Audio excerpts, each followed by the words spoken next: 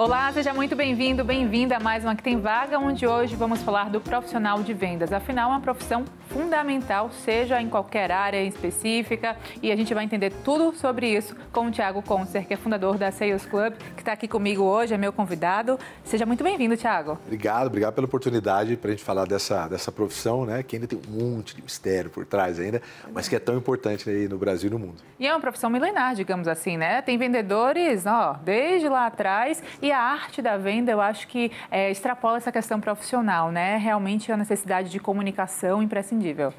Porque, inclusive, a gente estava conversando aqui no Bastidores, né? Tem um livro muito famoso, Daniel Pink, que é um autor americano incrível, chama Vender é da Natureza Humana. E ele tem várias pesquisas lá, e a principal que ele mostra é que as pessoas que não trabalham diretamente com vendas, elas passam mais de 70% do seu tempo durante o dia tentando persuadir e convencer outras pessoas. Que, no final das contas, é o trabalho do vendedor. Sim. Então, por isso que ele fala que todo mundo é vendedor, né? E que vender é da natureza humana. Então, mesmo você que não vende efetivamente, não é um profissional de vendas, você passa a maior parte do seu tempo tentando convencer, negociar no seu trabalho, né, com um parceiro de trabalho, com um gerente seu, com o seu marido, com os filhos. Então, essa atividade em geral de vendas, então todo mundo no final é um pouquinho vendedor. Para ser um vendedor, qual o passo a passo, digamos assim, a formação técnica, por exemplo, falamos de habilidades, né, técnicas e comportamentais? É bacana essa pergunta porque, em geral, a gente não tem uma educação formal para a parte de vendas. Você não tem uma faculdade, por exemplo, né? Mas hoje, até pelo próprio modelo de educação, que é inclusive o modelo que a gente criou, o próprio Sales Club, né, que é a nossa empresa de educação para business, o modelo de educação mudou muito nos últimos anos. Então, muita gente, principalmente a parte de vendas, você consegue se tornar um excepcional vendedor fazendo outros tipos de cursos, né, de formação. Mas tem um conjunto que você falou muito bem, né, que é de soft e hard skills. Né? Então, você tem as habilidades comportamentais e tem as técnicas. Agora, qual o passo a passo? A gente tem algumas características que, em geral, independentemente se ele trabalha com vendas transacionais, que a gente fala como loja, né, esses produtos mais baratos, ou vendas complexas para a empresa, de altos valores, independentemente dos dois caminhos, tem algumas características que é perfil dos bons vendedores. Né? A primeira deles é gostar de dinheiro. Essa é muito, porque está muito relacionada, principalmente, que a maior parte das empresas pagam por variável.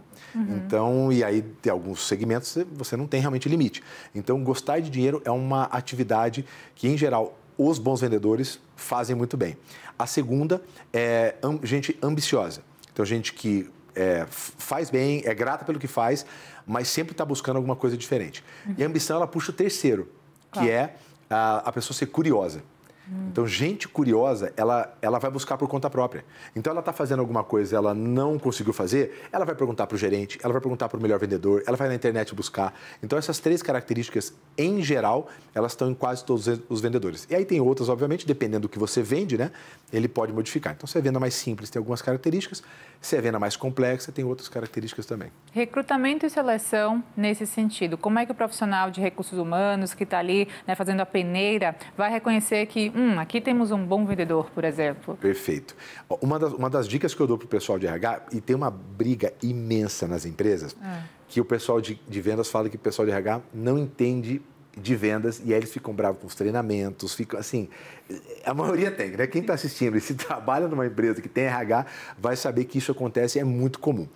Então, uma dica que eu dou para o pessoal do RH, inclusive, é passar tempos com os vendedores. A minha esposa, por exemplo, trabalha numa empresa, numa multinacional, e ela trabalha na área de RH. E ela é responsável por parte de treinamentos dentro da empresa. E ela foi visitar há pouco tempo, ela trabalha no agro, e ela foi visitar. O pessoal de vendas de agro é muito complexo, porque você sai muito cedo. Aí você tem que rodar lá 100 quilômetros, 50 estrada de terra. Então, em 50 quilômetros, você faz em 3 horas e meia. Aí chega, tá um baita do calor, tem que ir no meio do campo, arrancar.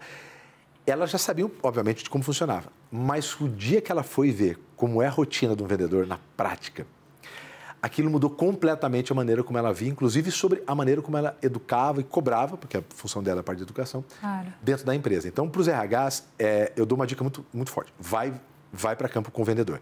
E a segunda é um exercício simples que a gente utiliza, que muita gente de RH faz, mas com vendas, geralmente não tem tanta preocupação assim, que é você definir quais são as atividades do vendedor e quais são as características de comportamento ou personalidade. Então, por exemplo, ele vai ter que fazer 20 ligações por dia, fria.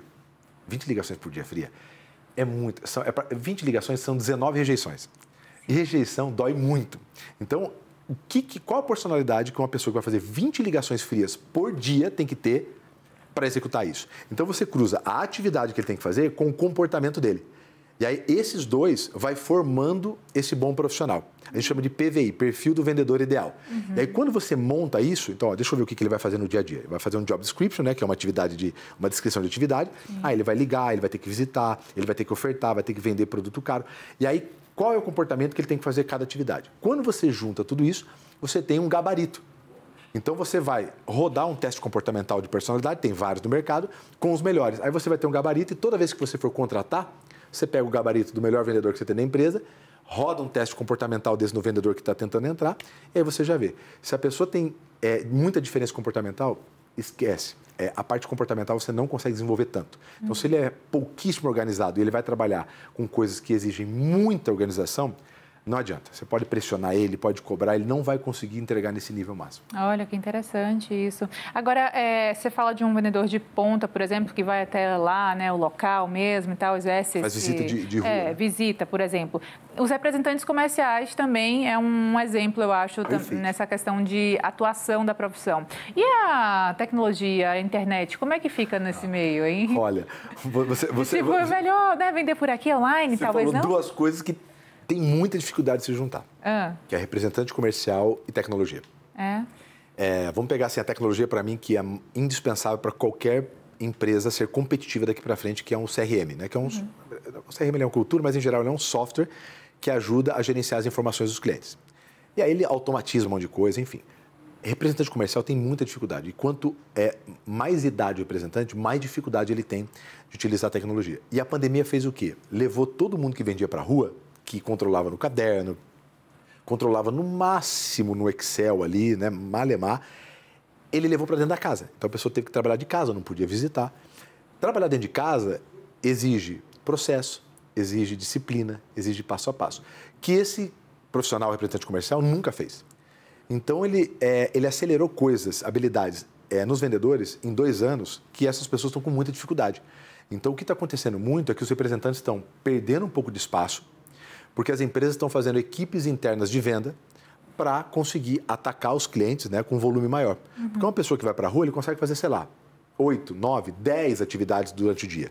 Se você tem uma equipe interna, né, pegando clientes que gastam menos, que conseguem comprar por telefone, não precisa estar lá direto, você consegue fazer 40, 50, 60 atividades no dia. Agora, imagina isso vezes 5 dias na semana, vezes 4 semanas, vezes 12 meses. Olha a quantidade de atividade que uma empresa faz tendo uma equipe interna apoiando o representante, não precisa matar o representante, não. Né? Apoiando ele do que só com o representante. Então, o representante tem muita dificuldade com tecnologia. E é impossível você ser competitivo no mercado hoje sem utilizar tecnologia para venda. Pois é. Porque quem está comprando usa.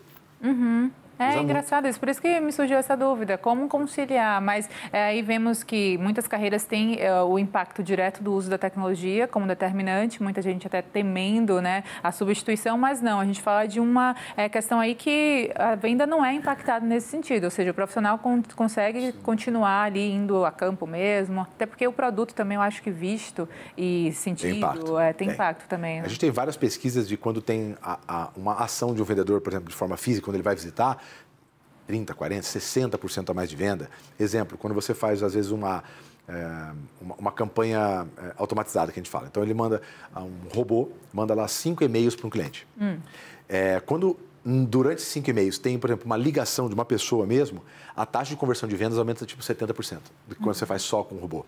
Então, a gente tem várias pesquisas com isso. Mas a junção da tecnologia com a atividade pessoal, essa é a máquina melhor, porque você tem o touch, né, da pessoa, e você tem o processo e o volume que uma tecnologia consegue implementar. Então, um complementa o outro. O que vai fazer, o que vai tirar a profissão de vendas é gente que não consegue utilizar no seu dia a dia de vendas. Aí o mercado não vai ter como ter uma pessoa dessa. Tiago, e a habilidade do valor agregado nas vendas, hein? Porque ali também tem que ter não um convencimento, uma técnica que eu acredito que você pode explicar para a gente, daquele bom vendedor também, né? De você chegar procurando um produto X e sair com 3. Eu sou mesmo alvo desse, mas também parte de mim. Eu acho que parte muito do consumidor, né? Por exemplo. Você tem perfis, né? Em geral, tem 4 perfis de consumidor, né? Que é o pragmático, o afável, o analítico e o expressivo. Em geral, são esses 4. Aí, para cada um, eles têm um motivo de compra, né? Então, não depende. Geralmente, o expressivo é o que mais consome. Então, gente... Exatamente. Por quê? Porque os motivadores dele de satisfação são muito parecidos com o que a compra faz, né? Então, casa muito com o prazer que ele sente, né? O analítico e o pragmático, eles já precisam de mais informações, são muito mais racionais. Então, o pragmático, ele toma decisões mais lentas, né? E de forma muito mais racional, né? Mas menos lentas do que o analítico, por exemplo, que precisa de ver um monte de pesquisa, tem que ver planilha, é uma pessoa muito desconfiada. E aí tem o expressivo. O expressivo que é o que mais consome, porque é fácil, o expressivo ele tem, em geral, ele tem um ego maior, então uma pessoa que fala muito, gosta de atenção, gosta de ser servido, e vendas, no final das coisas, é servir. Então, acaba conectando muito. Então, quem vende, quase, se você for colocar um teste ali de personalidade, a maioria deles são expressivos. Então, você consegue conectar, né? Na verdade, você compra de pessoas parecidas de você. Aquele negócio, os opostos e atrás... Em vendas, não sei no relacionamento, mas em vendas isso não funciona. Então, um expressivo vendendo para o expressivo, é muito mais fácil. Né? Com certeza. Agora, Tiago, outras curiosidades também que surgem, por exemplo, aquele vendedor de loja, onde a loja tem também o sistema de e-commerce, por exemplo. Legal. Há uma habilidade também a ser desenvolvida que é você conhecer da ferramenta, você também saber utilizar, e tem umas diferenças também, né, da venda feita online, da venda feita no mundo físico mesmo, e até o mundo digital, que muita gente fala que é o que a gente vive hoje. Como é que isso impacta o varejo, por exemplo? O varejo vem sofrendo muito porque você tem acesso hoje, né? A pessoa vai lá conversar com o vendedor, ela abre lá e lá está mais barato. Né? Então, muita gente fala, Tiago, eu trabalho, como é que eu faço com isso? Né? Ele chega lá, olha e fala, olha, aqui está mais barato. Em alguns lugares, cobre preço, mas na maioria ainda não cobre. Então, a gente tem algumas, e não é nem técnica, tá? Mas são fatores que têm valor, né? Então, por exemplo, a pessoa, se ela pedir, ela vai receber, sei lá, 1, 2, 3 dias em casa. Se ela está na loja, ela leva na hora. E todo mundo, mesmo que não precise, a hora que você compra, mesmo que você não está precisando, você quer levar. Já né? Quer até usar. Se bobear, nem precisava tanto, vai usar. E isso é muito comum. Então, essa é uma técnica que a gente orienta. Dependendo do seu atendimento, se for muito bom, tem muita gente disposta a pagar. Inclusive, a gente tem várias pesquisas, mas uma das mais recentes é que quase 70% das pessoas entrevistadas, ontem, se não me engano, essa pesquisa, estariam dispostas a pagar mais por um bom atendimento. Então, por isso que hoje, muitas lojas que são extremamente fortes no online estão abrindo física. E um ano antes da pandemia, eu fiz um evento muito grande de marketing do Sul, quase 3 mil pessoas lá, e eu lembro muito claramente a pesquisa que eu peguei daquele ano, mostrando que 60% das empresas que tinham começado online, elas começaram com toda a cultura online, pretendiam abrir uma loja física nos próximos 3 anos. Isso um ano antes da pandemia.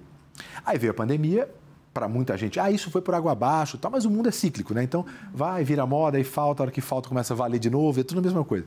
E aí agora, mais uma vez, está voltando. O que está voltando? Só que está voltando com uma outra, está repaginada. Então, hoje a física, ela está muito relacionada à experiência, não mais só da pessoa ir lá, porque quando ela chega hoje, ela já sabe quase tudo do produto. Sim. Né? A gente tem uma pesquisa lá que 70% do que o cliente precisa saber para tomar uma decisão, ele já sabe quando entra em contato com o cliente.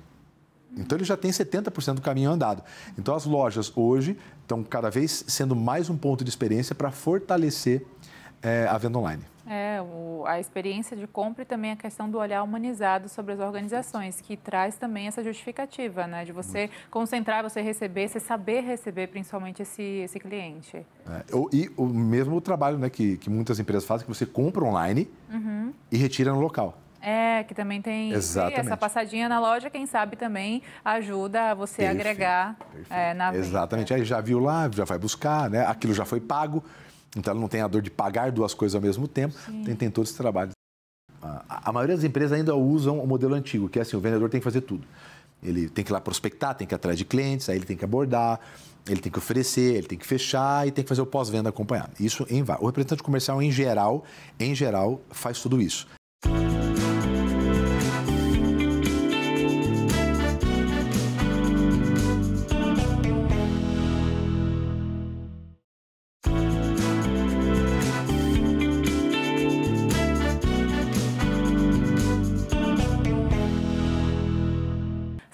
O salário desse vendedor, eu acho que a gente pode também elencar, não sei, se tem diferença significativa para um vendedor de loja, para um representante comercial, como é que funciona essa questão salarial e os enquadramentos?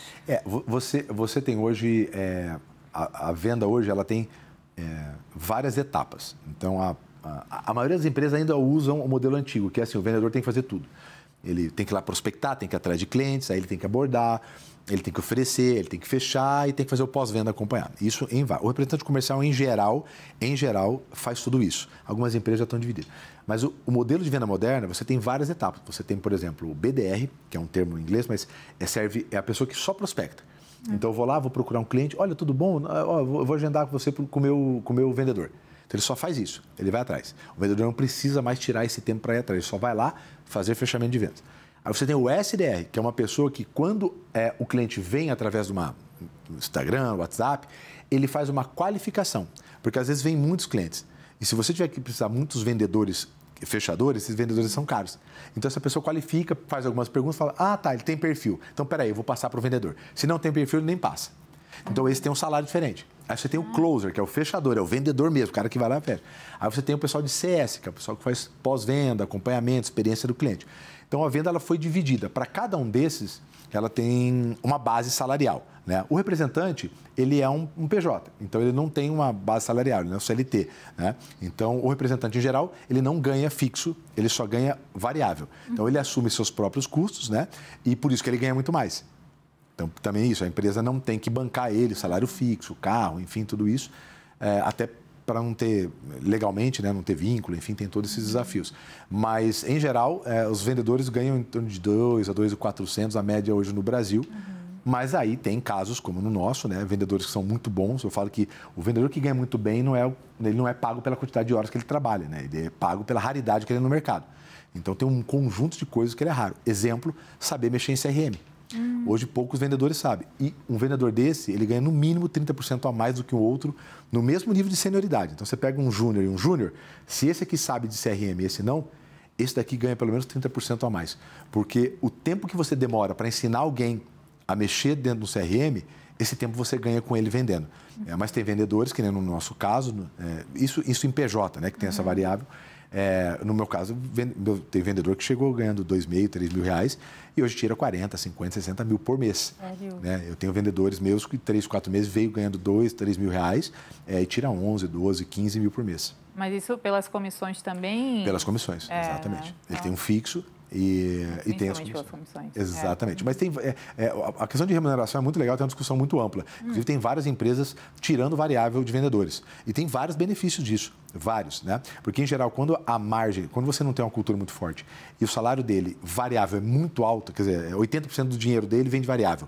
A tendência é que essa pessoa tem, isso é pesquisa, tem uma tendência de mentir mais, forçar vendas, né? Não seguir regras, não seguir processo, claro, porque ela tem que fazer o dinheiro dela para alimentar o filho. Sim. Ela não vai querer seguir a política da empresa, né? Ela está mais preocupada em alimentar. E quando você paga um salário em que ele consegue manter, né, o seu dia a dia, que ele não tem que ficar preocupado se ele vai conseguir alimentar um filho, ele consegue trabalhar de forma muito mais organizada. E aí tem vários indicadores. O NPS, por exemplo, que é um indicador de qualidade de atendimento, vai lá para cima. O GPTW, né, que é o Great Place to Work, que é um selo de melhores lugares para se trabalhar no mundo. Tem empresas que quase triplicaram. Então, saíram lá de 100 e foram para a 10ª posição, porque as pessoas elas começam o mês de forma tranquila. Ela não tem que ficar desesperada para saber se vai alimentar um filho, se vai pagar. Então, sobre remuneração, tem várias pesquisas e comprovações tanto de variável quanto de fixa. Aí cada um tem uma característica. Sim, que interessante saber.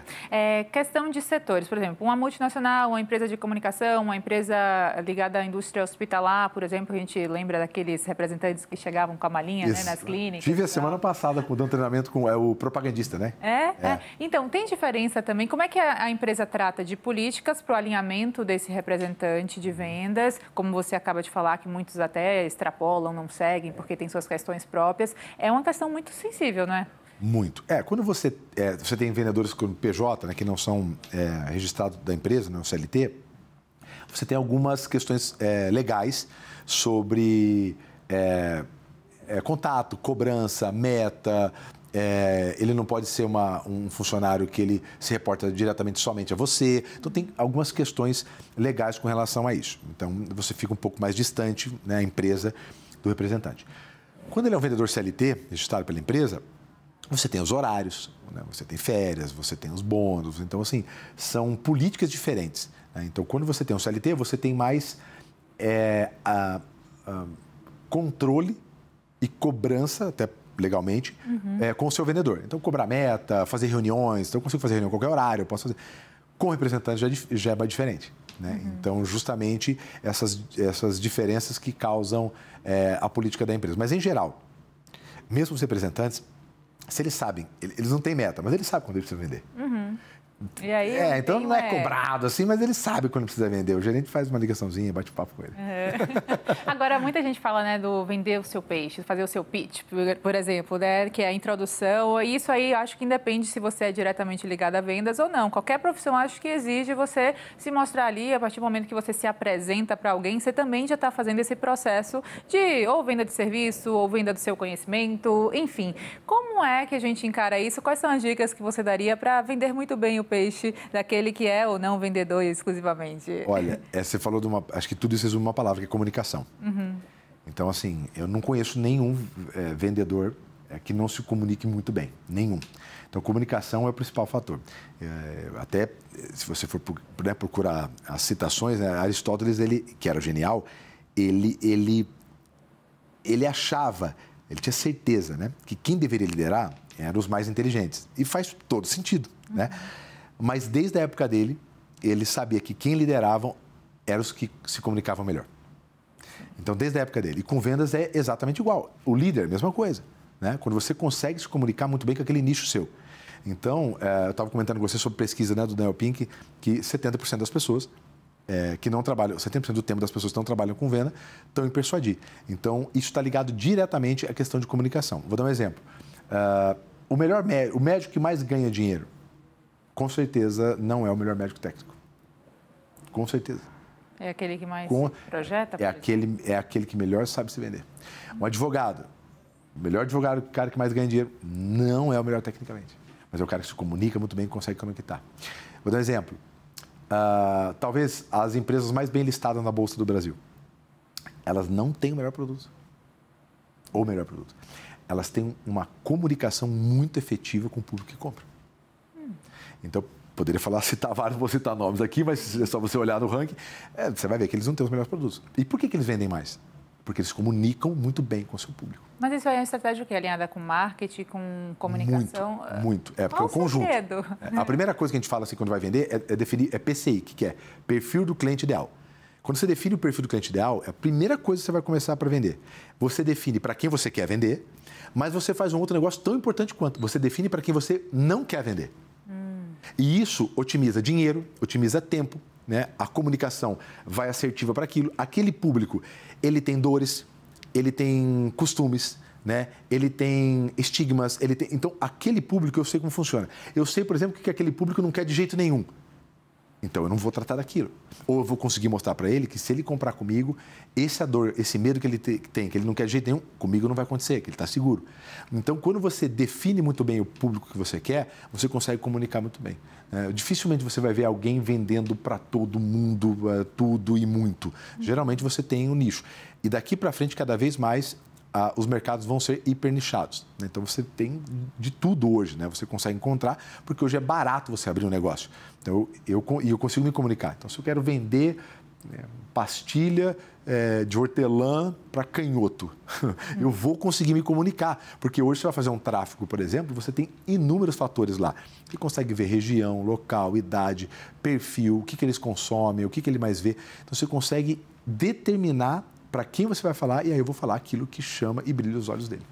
Que interessante. Agora, essa questão das redes sociais, por exemplo, os influenciadores que usam os produtos, é também uma estratégia bem vista para o campo de vendas? Como é que funciona essa era digital que a gente vive hoje e a influência também desses consumidores que podem ser exemplos, enfim, seguidos?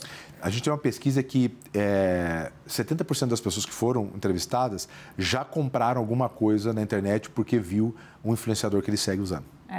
Estou falando de mais de 70, mais de 7 pessoas a cada 10.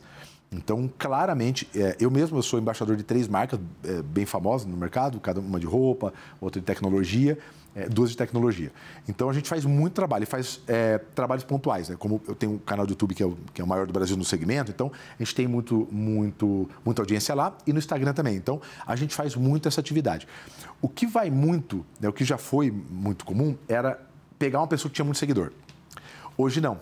Hoje é uma pessoa que consegue se comunicar muito bem. Então, por exemplo, você tem influenciadores que têm 6, 8, 10 mil seguidores, que parece bastante, mas para o nosso mundo, né, acaba sendo pequeno. Mas ele tem um engajamento muito alto. Então, por quê? Porque pessoas com menos seguidores, em geral, são reconhecidas como pessoas mais sinceras.